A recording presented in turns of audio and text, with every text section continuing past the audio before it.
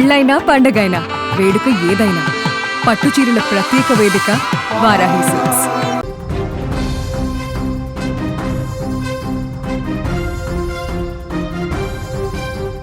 BRS MLA పాడి కౌశిక్ రెడ్డి కేంద్ర మంత్రి బండి సంజయ్ పై చేసిన వ్యాఖ్యలు కరీంనగర్ ను అగ్గి రాజేసుకున్నాయి.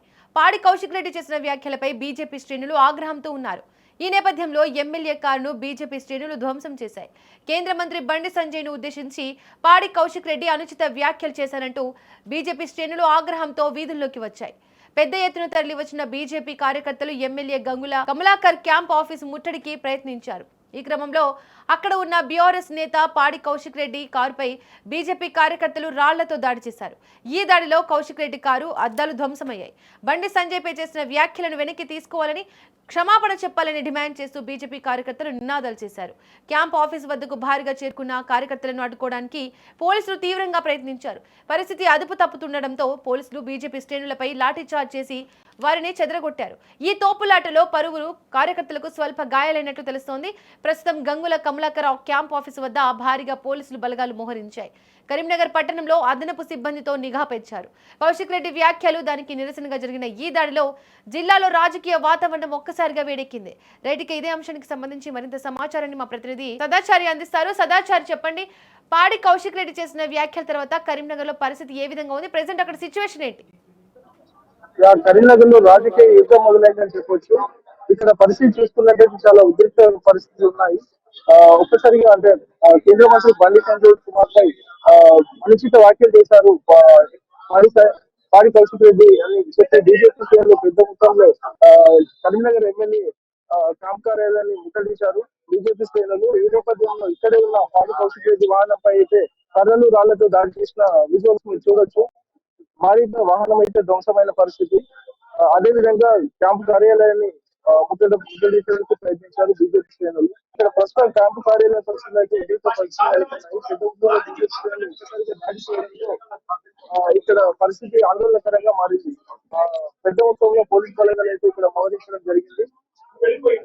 ఇక్కడ మీరు పరిస్థితులు చూడొచ్చు. పూల కుండీలతో సహా రాళ్లతో కర్రలతో దాడి చేసిన పరిస్థితి అయితే ఇక్కడ నెలకొంది. ఆ సిచ్యువేషన్ చూస్తే కారు అద్దాలు మొత్తం ధ్వంసం చేసినట్లుగా తెలుస్తోంది. అక్కడ పోలీసులు బలగాలు మోహరించాయా? ప్రెసెంట్ అక్కడ ఏ విధంగా ఉంది? అయితే వచ్చారు. ఈ నేపథ్యంలో ప్రెస్ మీట్ లో కేంద్ర మంత్రి బండి సంజయ్ చేసిన అనుచిత వ్యాఖ్యలపై బీజేపీ శ్రేణులు దాన్ని చూసుకొని క్షమాపణ చెప్పాల్సిందిగా డిమాండ్ చేస్తూ వీధుల్లోకి అయితే వచ్చారు. ఈ నేపథ్యంలో బీజేపీ శ్రేణులు ఒక్కసారిగా క్యాంప్ కార్యాలయాన్ని కరీంనగర్ ఎమ్మెల్యే క్యాంప్ కార్యాలయాన్ని చేసే ప్రయత్నం చేశారు. ఈ నేపథ్యంలో ఉద్రిక్త పరిస్థితులు నెలకొన్నాయి. ఈ నేపథ్యంలో పోలీసులు భారీగా మోహరించారు. కరీంనగర్ ఇక్కడ బీజేపీ శ్రేణులను అయితే లాఠీచార్జ్ చేసి చేరుకుంటున్న పరిస్థితి అయితే ఇక్కడ ఉంది. ఇప్పుడు సదాచారి, అక్కడ గంగుల కమలాకర్ క్యాంప్ ఆఫీస్ వద్ద ఉద్రిక్తత ఎలా ఉంది? కారుపై దాడి జరిగిన ఆ సమయంలో అక్కడ పరిస్థితి ఏ విధంగా ఉంది? కారుపై కారుదారు పూర్తిగా ధ్వంసం చేశారు. రాళ్ళు కర్రలతో బీజేపీ శ్రేణులు ఒక్కసారిగా కార్యాలయాన్ని ముట్టడించే ప్రయత్నించారు. కారు అయితే పూర్తిగా ధ్వంసమైన పరిస్థితి. ఈ నేపథ్యంలో పోలీసుల మహారాతో ఇక్కడ పసద్బందిగా ఉంది ప్రస్తుత పరిస్థితి. టీఆర్ఎస్ కార్యకర్తలు కూడా ఈ దాడిని తట్టుకోలేక నిరసనలు అయితే తెలిపే సందర్భాలు. పరిస్థితిని అదుపులోకి తీసుకురావడానికి అక్కడ ఎలాంటి చర్యలను చేపట్టారు?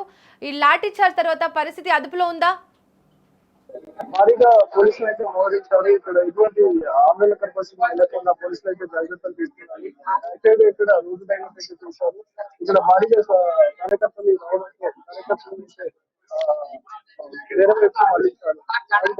కూడా రైట్, ఇక సదాచారి, బీఆర్ఎస్ నేతలు ఎవరైనా ఈ ఘటనకు సంబంధించి స్పందించారా?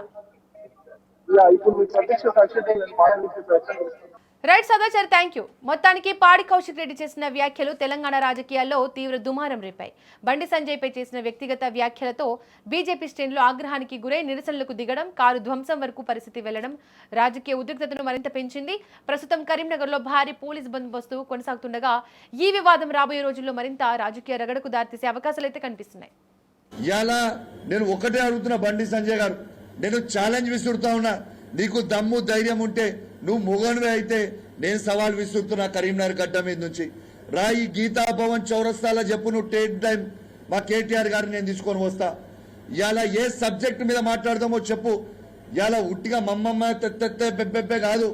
బండి సంజయ్ గారు, నీకు దమ్ముంటే సబ్జెక్టు మీద చర్చ పెడదాం దా.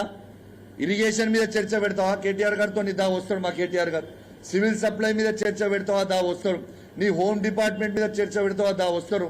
ఐటీ ఇండస్ట్రీస్ మీద పెడతావా? వస్తాడు దా. కరీంనగర్ పట్టణంలో ఇలా కేటీఆర్ గారు ఎంత, కమలాకర్ గారు ఎంత అభివృద్ధి చేసిండా దాని మీద చర్చ పెడదామా? దా వస్తాం చూద్దాం దా. ఇవన్నిటి మీద చర్చ పెట్టండి. మీరు సబ్జెక్టు మాట్లాడండి తప్పితే మీరు సబ్జెక్టు మాట్లాడకుండా మెమ్మెమ్మే తెత్తెత్తే పెబ్బెబ్బే అంటే కలవదు బండి సంజయ్ గారు. మీరు నోటికి వచ్చినట్టు కేటీఆర్ గారి మీద మాట్లాడితే మేము కూడా నోటికి వచ్చినట్టు కంటే మాట్లాడగలుగుతాం, నీకంటే ఎక్కువ మాట్లాడగలుగుతాం. నోటికి వచ్చినట్టు నీకంటే ఎక్కువ మాకు కూడా మాటలు వస్తాయి. ఇవాళ కేసీఆర్ గారిని పట్టుకొని ఒక కేసీఆర్ కొడుకు అయితే ఏం మాటలు అవి? మాకు అన్నిక రాదా? నువ్వు మీ తల్లిదండ్రులకి అని మేము అన్నిక రాదా? మేము అనము. మాకు అనాల్సిన అవసరం మాకు లేదు, మాకు సంస్కారం ఉంది కాబట్టి.